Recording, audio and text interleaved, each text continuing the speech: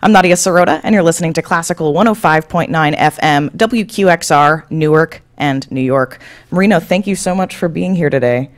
That was such an unbelievably evocative piece. Very happy to be here with you. So it was the introduction from the whole long scale work, Seven Last Words, correct? Yes, I have to do it a little bit shorter than than it used to be. Yes, just a couple words. The very first and the very last movement from the Seven Last Words, which maybe you may know in other versions, in the string quartet, only the orchestra or orchestra and choir version. This is a kind of a less known version for keyboard, and it's not entirely original, but he sold it to his editor Altaria together with the other versions, and he told to him, "Ich lege zu Ihrem Herzen, I recommend to your heart, particularly the string version and the piano version." That shows how much he himself loved it. So you have worked extensively with another Hungarian composer, one who is actually not being featured on this festival, George Kurtag. Can you tell me a little bit about Kurtag's music? Where should I begin?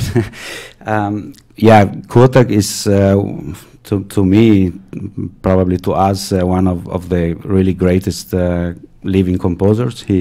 We have the fortune that he's still alive.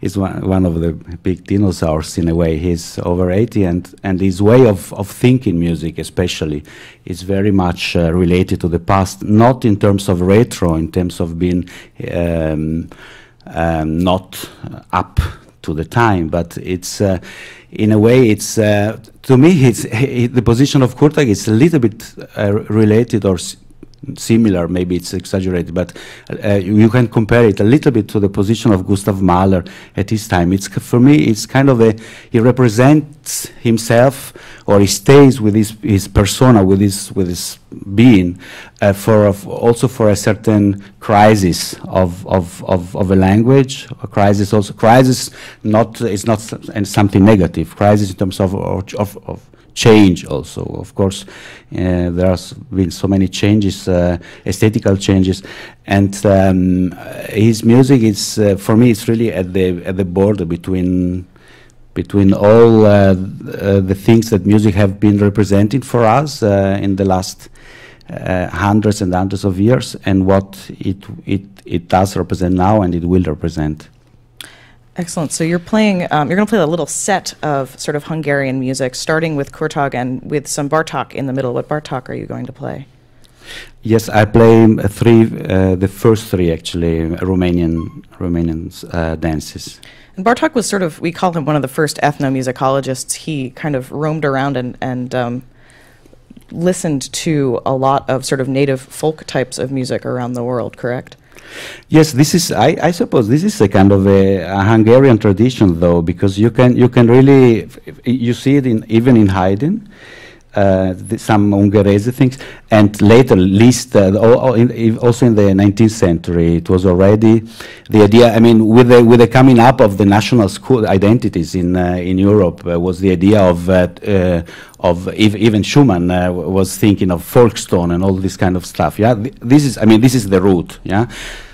But there was a misunderstanding, actually. Even Liszt had misunderstood the Hungarian music tradition, because what people in those days thought of Hungarian music, it was actually gypsy music. Exactly. Which is two different things. And then Bartok and Zoltán Kodály, these were the two first musicians who actually realized that it's two completely different things, and Hungarian music is something totally different.